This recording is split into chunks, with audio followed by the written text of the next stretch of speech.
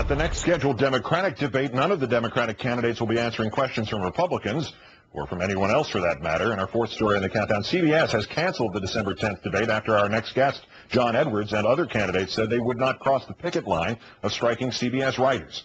Of course, that does not prevent any particular Democrat from weighing in on last night's Republican debate, in which at least one Democrat was somehow allowed to ask a question, or from weighing in on any of the embarrassments plaguing Mr. Giuliani like a plague of locusts, or about, say, Mr. Romney's flip-flops about Muslims or abortion or anything else. As promised, joining us now from Iowa City on the campaign trail, the former senator and current Democratic presidential candidate, John Edwards. Senator, great thanks for your time tonight. Glad to be with you, Keith. The American people today are rising up, demanding to know how at least one Democrat somehow slipped through the system last night. I'll resist the temptation to ask you that question about how the Republicans can answer al-Qaeda if they can't answer a Democrat. Instead, can you tell us for the record whether you have any contingency plans in place if, heaven forbid, sometime in the future, someone who's not a Democrat, even maybe an actual registered Republican, were somehow able to ask you a question? Heaven forbid. I mean, how could we possibly survive if somebody who is antagonistic or has a different point of view than you do asks you a question? And no, we can't possibly expect somebody who answers questions from either independents or the other party to get elected president of the United States. How could anybody be ready to do that? I think this whole discussion is ridiculous. What do you, speaking of ridiculous, what do you see as the biggest gift the Republicans have handed all the Democratic candidates, including yourself, up to and including last night? And what can the party do as it starts to focus on the actual general election of 2008? I think two things. One is they really, when it comes to the war, to me they sound like Bush on steroids. I mean, they've given us such a clear choice. You know, I've said clearly that I'll get all combat troops out and end the combat missions in my first year, and they're going to continue the war indefinitely, the best I can tell. And if Americans actually want this war in Iraq to continue for another decade or so, they should vote for the Republican. If they want it to end, they want the war ended, they should vote for me. And I think that clear choice is something the American people are going to have next fall. And then second, I didn't get to see the debate, but I heard that Mitt Romney said something about the two Americas that I've talked about in the past and how he doesn't think they exist. What planet does this guy live on? I mean, all you got to do is pay any attention to what's going on. The middle class is having trouble paying their bills. Their wages are stagnant. We got 37 million people who live in poverty. We got 35 million people who went hungry last year. And he thinks that everybody's doing great.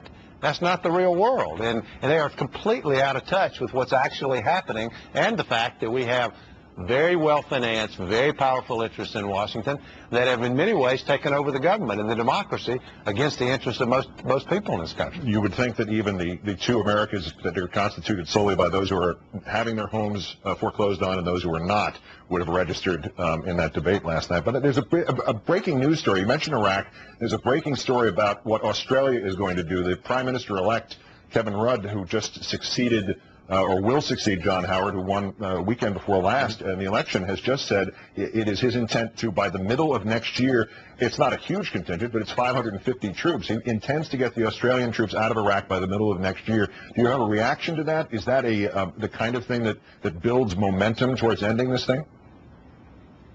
It's not surprising at all. I mean, he's seen what's happening in Iraq. He sees what all of us see, that there's no serious progress toward a political reconciliation between Sunni and Shia. Everyone, including the bipartisan Iraq study group, have recognized that unless there's a political compromise, there can't be stability, there can't be an end to the violence, and America needs to be leaving.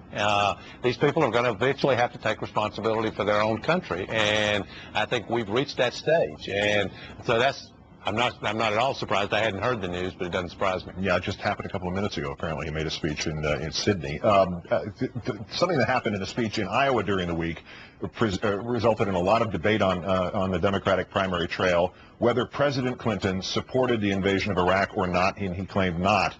I've been trying to figure out, does it matter? And if so, to whom and why? Well, it may matter to President Clinton. I mean, he's a very well-known national figure. I don't think it matters for the presidential race. I mean, he's not on the ballot. Senator Clinton's on the ballot. We've talked about the differences, the policy differences we have on this issue. I do believe we got to, in my first year in office, I have to get the combat troops out, and we got to end combat missions. She has a different view about keeping combat troops there and continuing combat missions, and she's entitled to that view. But I think that view, those differences, give voters choices in the primary election. But I don't think most people understand that President Clinton is not on the ballot, and it's Senator Clinton who's on the ballot. Last point, this has been raised in Iowa by you, summarized by something that's phrased on the internet as this is an election, not an auction. You're addressing the subject of raising funds and pledging. Explain that, if you would. Well, I don't think that Iowa caucus goers, New Hampshire primary voters, South Carolina primary voters, Nevada caucus goers, I don't think they're going to vote for somebody just because they raise the most money. In fact, in some ways, that runs against what the Democratic Party is supposed to represent. We don't win elections. I heard your earlier discussion. We don't win elections by raising the most money. We win elections on principle, by doing what's right, by actually being the party of the people, not by being the candidate who's actually raised the most money. So I'm proud of the fact that I agreed to take public financing for this presidential primary election. I did it for a reason, and I think that actually caucus goers and primary voters are going to decide who's telling them the truth about Washington and who will fight for them. John Edwards taking time out from the campaign in Iowa to talk with us this evening. Always a pleasure, Senator. Great. Thanks for your time. Thank you, Keith.